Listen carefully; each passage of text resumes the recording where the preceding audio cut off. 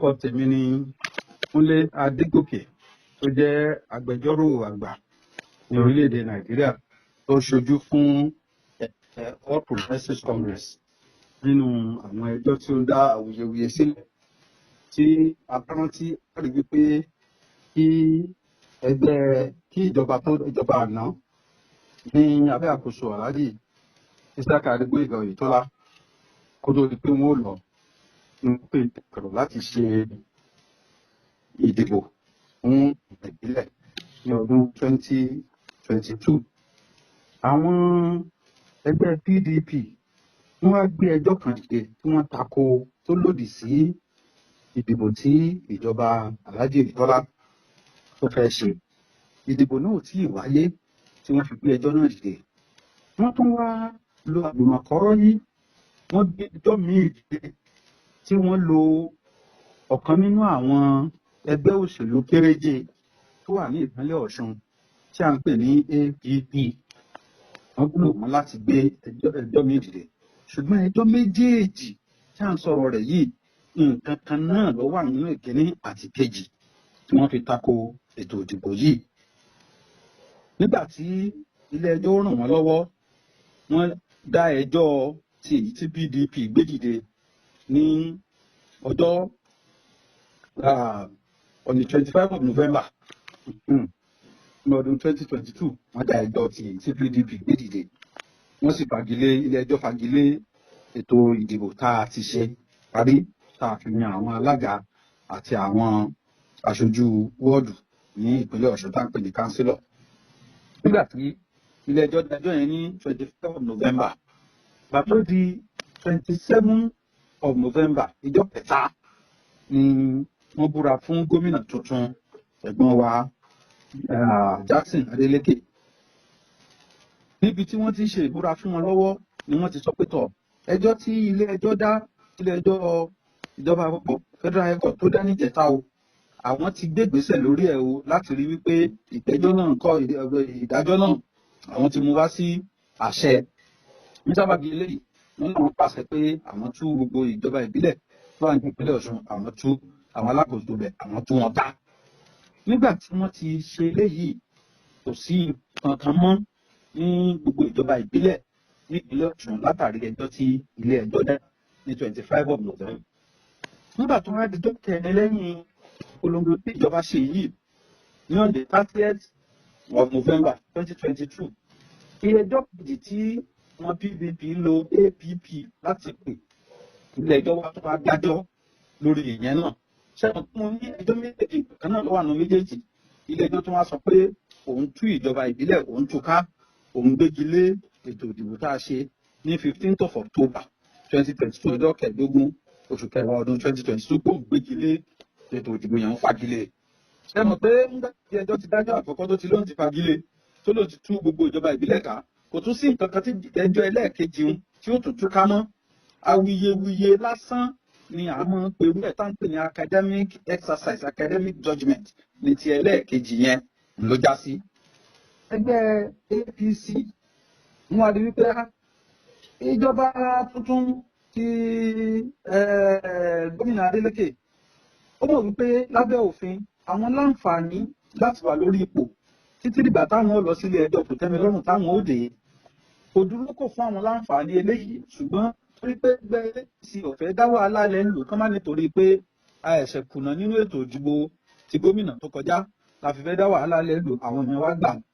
wọ́n sì lọlé láti béèrè fún ẹ̀tọ́ wọn, ṣùgbọ́n wọ́n lọ sílé ẹjọ́ kò tẹ́mi lọ́rùn láti lọ fi ẹ̀hónú hàn fún ìdájọ́ tí ilé ẹjọ́ Federal High Court tó dá yìí. Kò tẹ́mi lọ́rùn, ẹjọ́ kò tẹ́mi lọ́rùn méjì ni ẹgbẹ́ APC wá pè. Ọ̀kan láti fi tako ìdájọ́ ti ẹgbẹ́ PDP àkọ́kọ́, ẹlẹ́ẹ̀kejì èyí tí ó jẹ́ ti APP. Nígbà tí ẹgbẹ́ APC ti wá rí pé àwọn ti gbé gbogbo ìgbésẹ̀ tó yẹ káwọn ò gbé, gbogbo ìwé tí wọ́n fi dájọ́ nínú ẹjọ́ ti PDP yẹn àwọn ti kó lọ sílé ẹjọ́ ilé ẹjọ́ àpapọ̀ kò tẹ́mi lọ́rùn, pé àwọn ti gbé gbogbo ìgbésẹ̀ lórí eléyìí. Wọ́n kúkú fi ẹlẹ́ẹ̀kejì ti APP wọn kúkú fi sílẹ̀ láì wulẹ̀ ṣe kankan lórí ẹ̀, pé tí ilé ẹjọ́ bá ti dá eléyìí, ó ti dá tó wà nù ẹlẹ́rìí. Ṣé mo sọ pé ẹjọ́ méjèèjì nǹkan kan náà ni lọ́ọ̀yà kan náà lóhun méjèèjì, èyí tó lọ́ọ̀yà tó hun ti PDP òun náà lóhun ti APP Action People's Party, lọ́ọ̀yà kan náà lóhun méjèèjì. Èdè tó wà nínú ìyàtọ̀ ní tí ń bèrè fún ọ̀yàtọ̀ nígbà tí ó bá pàpọ̀ ní ọdún 2020 ìparí 2024. Àwọn ẹgbẹ́ PDP wọ́n wá ṣe àtakò lórí ọ̀rọ̀ ìdájọ́ ti ẹjọ́ APP tí mo ní àwọn APC gbé lọ sí ẹjọ́ ìrọ̀rùn ṣùgbọ́n tí mo gbèsè lórí ẹ̀ mọ́ òun pé ẹjọ́ yìí kọ́ wọ́n ní ó ti di nǹkan tí ó ti di nǹkan àpáti táǹpé ní abandoned state. Ilé ẹjọ́ ó kúkú jù síta, ilé ẹjọ́ gbà sí wọn lẹ́nu ó ju ẹjọ́ náà síta. Àwọn wá ń pariwo pé tọ̀ nígbà tí ẹjọ́ ti jù síta wọn ó túmọ̀ sí pé ẹjọ́ tí ilé ẹjọ́ Federal Airport tó dá nínú kéèsì wọn òun ni ìgbà tí yóò jẹ́ ìlànà lábẹ́ òfin pé gbogbo àwọn tí APC náà dìbò yàn ní 2022 tí wọ́n dìbò yàn ní ìjọba ìbílẹ̀ tó jọ ọmọ ẹgbẹ́ APC pé ilé ẹjọ́ ti fagilé gbogbo wọn ní ilé ẹjọ́ kòtẹ́milọ́rùn ti fagilé gbogbo ẹ̀ nìyẹn. Nígbà tó lóun mú wọn ó di February 10 ọjọ́ kẹwàá oṣù kejì ọdún 2025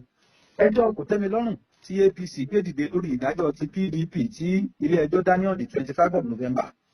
February 10 2025 ilé ẹjọ́ kòtẹ́milọ́rùn Court of Appeal ní Àkúrẹ́ ń wá dá ẹjọ́ eléyìí. Nígbà wọn dá ẹjọ́ eléyìí wọ́n ní gbogbo awuyewuye tí ẹgbẹ́ APC ṣe o wọ́n gbà á láàyè, àwọn gba gbogbo nǹkan tí ẹgbẹ́ APC wọ́n ní appeal is hereby found to be meritorious and is hereby allowed. Gbogbo àwọn àgbà olùdájọ́ tó wà lórílẹ̀‐èdè Nàìjíríà ni wọ́n ti sọ wípé nǹkan tí ilé ẹjọ́ sọ yìí nǹkan ó túmọ̀ sí pé gbogbo nǹkan tí ẹgbẹ́ APC béèrè fún pé kí wọ́n dá àwọn ọmọ ẹgbẹ́ wa padà sí orí àga pé gbogbo ẹ̀ nílé ẹjọ́ yẹn ti fààyè ẹlẹ̀ ló ti gbà láàyè. Ìyẹn ló fà á tíjọba àpapọ̀ fi gbégbèsẹ̀ láti rí dájú pé ìdájọ́ ti February 10 ti Court of Appeal yìí nǹkan àwọn wá sí ìmúṣẹ ní February 17, 18, 19 tí wọ́n fi dá àwọn ọmọ ẹgbẹ́ APC tó wà lórí àga ní ìjọba ìbílẹ̀ gbogbo sí ipò padà. Eléyìí ò dùn mọ́ àwọn ẹgbẹ́ PDP nú torí pé ìgbà tí kò sí ìjọba tá a dìbò yàn gbogbo ìjọba ìbílẹ̀ àràbárí ibi owó tí ìjọba Síwájú Bọ́lá Ahmed Tinubu tó ṣe ètò rẹ̀ tí wọ́n ti ìjọba ìbílẹ̀ làwọn ń kolo bí ìdìbò náà lè yún ẹgbà ń gbà bẹ́ẹ̀ ni wọ́n ń kolo bí ni wọ́n ń ná rẹ̀ ni wọ́n ń ná ìjọba ìbílẹ̀ níná. So ilé ìbànú jẹ́ wọ́n wá dìde ló ti dá wàhálà rẹ̀ látìgbà náà. Tọ́ ẹjọ́ kejì tí ó jẹ́ ti APM tí ilé ẹjọ́ tó ní òun dànù látàrí pé ẹgbẹ́ APC ní ọ̀sẹ̀ kankan lórí ẹ̀. Kọ́mọ́bà sí àríyànjiyàn ni ló jẹ́ kí àwọn lọ́ọ̀yà ẹgbẹ́ APC ni wọ́n fi wá gbé ìwé lọ sílé ẹjọ́ pé kí ilé ẹjọ́ dá ẹjọ́ yẹn padà kí wọ́n ó lè gbọ́ ní ojú páálí. Wọ́n bá gbọ́ ní bó ṣe yẹ kí wọ́n gbọ́ ẹ rí wípé ìdájọ́ tí wọ́n dá ní February 10 nílé ẹjọ́ tún sọ fún ti ẹjọ́ kejì ti APM tí à ń sọ̀rọ̀ rẹ̀ yìí. Ìdí nìyẹn tí wọ́n fi gbé application yẹn lọ sí ilé ẹjọ́ kòtẹ́milọ́rùn pé ẹ dá ẹjọ́ ti jọ́ sí tẹ́ ẹ fagilé pé ṣe àwọn nǹkan tó yẹ ká ṣe pé tẹ́jú síta ẹ dá padà ẹ lè bá a gbọ́ lójú páálí. Èyí ò ní àwọn ọmọ ẹgbẹ́ PDP wá takú pé rárá ó wá táwọn bá mọ̀ wípé ẹjọ́ ń bá gbé àwọn kí ló dé tí wọn ò jẹ́ kí ìdílé ẹjọ́ kòtẹ́milọ́rùn tún bọ́ gbogbo ẹjọ́ yẹn ní ojúlówó láì ní jẹ́ pé bóyá ọ̀rọ̀ pé wọn ò ṣe àwọn nǹkan kan lóyẹ tí wọ́n kàn ṣe wọn fi dànù. Nígbà tí ẹjọ́ wà dá ẹjọ́ ní January tàbí June 13 oṣù táwa nù rẹ̀ yìí ilẹ̀ pín ẹgbẹ́ APC wọ́n mọ̀ wípé nígbà táwọn ti gbé ẹjọ́ kòtẹ́milọ́rùn dìde lórí ẹjọ́ ti PDP ní ọwọ́ kan léyìí táwọn ti dá ní February 10 pé wọ́n mọ̀ wípé ẹjọ́ yẹn wà ń bẹ̀ wọ́n dìídì ṣe gbogbo nǹkan tó yẹ kí wọ́n ó ṣe lórí ìyẹn pé wọ́n náà mọ̀ fìkejì ilẹ̀ ni. Nígbà tí wọ́n ti wá mọ̀ fìkejì ilẹ̀ ń yíyan ọlọ odò ọlọ́rìí sinmi pé àwọn ò lè dá ẹjọ́ yẹn padà láti gbọ́ ní ojúlówó mọ́ on the merits táwọn ò lè dá padà mọ́. Pé pàápàá jùlọ nígbà táwọn ti dá ẹjọ́ kan ní February 10 tó jẹ́ pé nǹkan kan náà ní méjèèjì sister appeal ni wọ́n pè é pẹ́pẹ́ kankan náà ló wà nínú méjèèjì kò sí ìdí fún àwọn láti tún wá dá ẹjọ́ ti Allied People's Movement yẹn láti tún wá dá padà láti lè bá a gbọ́ ní ojúlówó mọ́ ìdí nìyẹn tí wọ́n fi dá tí wọ́n fi mú ẹjọ́ ìgbìmọ̀ náà. ṣùgbọ́n ilé ẹjọ́ wá dá wàhálà kan lẹ̀ kí ni wàhálà náà? ní àwọn ilé ẹjọ́ kòtẹ́milọ́rùn adájọ́ bíi 3 ní máa wà ní ilé ẹjọ́ kòtẹ́milọ́rùn ti àárín sáǹpẹ̀ ní Court of Appeal. ilé ẹjọ́ tó ga jùlọ Supreme Court 5 nínú jókòó lórí ìgbẹ́jọ́. ṣé wá rí ẹni tó bá ka ìgbẹ́jọ́ àkọ́kọ́ sáǹpẹ̀ ní lead judgment èyí ò ní ìdájọ́ ilé ẹjọ́ gangan. àwọn adájọ́ yòókù ẹni tó bá faramọ́ sọ pé òun faramọ́ nǹkan tí ẹni tó dájọ́ tó sọ òun náà lè wá sọ̀rọ̀ gbẹ̀ǹdì ṣùgbọ́n kò gbọdọ̀ sọ nǹkan tí ó tako ní tí ẹni tó dájọ́ àkọ́kọ́ tó dájọ́ síwájú tí tó sọ. tó bá ti sọ nǹkan tó tako ó ti di pé ó ti sọ ìdájọ́ alátakò nu tàbí tó bá jẹ́ pé ó ní òun gba nǹkan tẹ́ni tí bí sọ ni a jẹ́ pé ohunkóhun tó bá sọ nínú ìdájọ́ tiẹ̀ tó bá tako ti ẹni tó jẹ́ ẹni àkọ́kọ́ tó kọ́kọ́ dájọ́ tó jẹ́ lead judgment ohunkóhun tó bá sọ ọ̀rọ̀ ayé sọ ni wọ́n ń pè lábẹ́ òfin tá à ń pè ní obita tàbí ní nǹkan tá a lè pè níbi ní àgbọ̀sì pé ẹjọ́ wẹ́wẹ́ tí ò nítumọ̀ lábẹ́ òfin. nígbà tí adájọ́ àgbà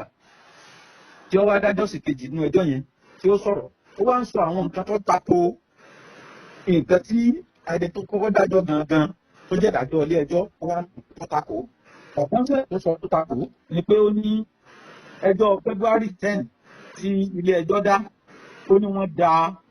ẹjọ́ APC nù pé wọ́n da àpíìlì APC nù. láti nínú ìwé tó wà nílé ẹjọ́ tí gbogbo èèyàn mọ̀ ní gbogbo àgbáyé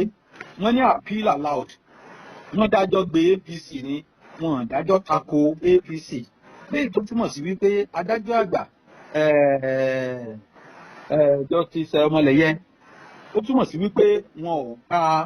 ìdájọ́ February 10 wọn mọ nǹkan tó wà nínú ẹ̀ kí wọ́n tó sọ pé ilé ẹjọ́ da ẹjọ́ náà nù ni. tí wọ́n bá kà á wọ́n rí pé ilé ẹjọ́ ó gba ohun tí APC sọ ni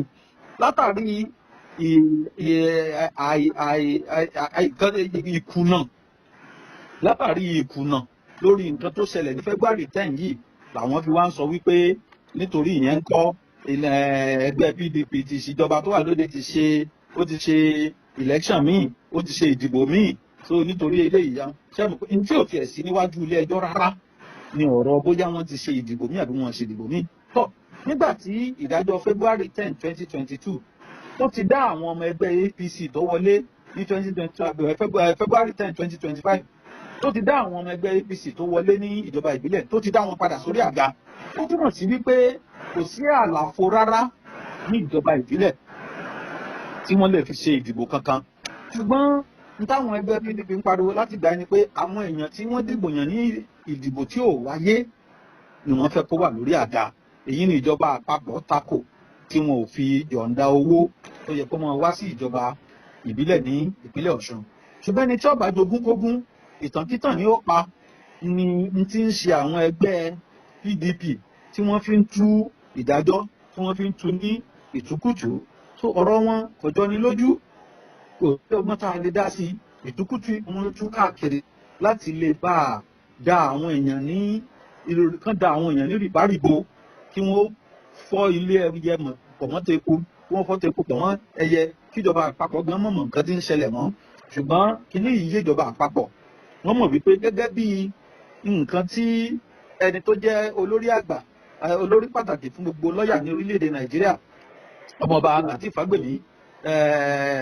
SAN tó sọ níjọ́sí wípé àwọn tó lẹ́tọ̀ọ́ ló ti wà lórí àga níjọba ìbílẹ̀ gbogbo nípínlẹ̀ Ọ̀ṣun làwọn tí wọ́n dìbò yàn ní October 15 2022 tí wọ́n ṣe ọmọ ẹgbẹ́ APC. eléyìí ni nǹkan tó yẹ kí gbogbo èèyàn yànnàná kó yé gbogbo ayé bọ́rọ̀ yẹn bó ṣe rí nìyẹn.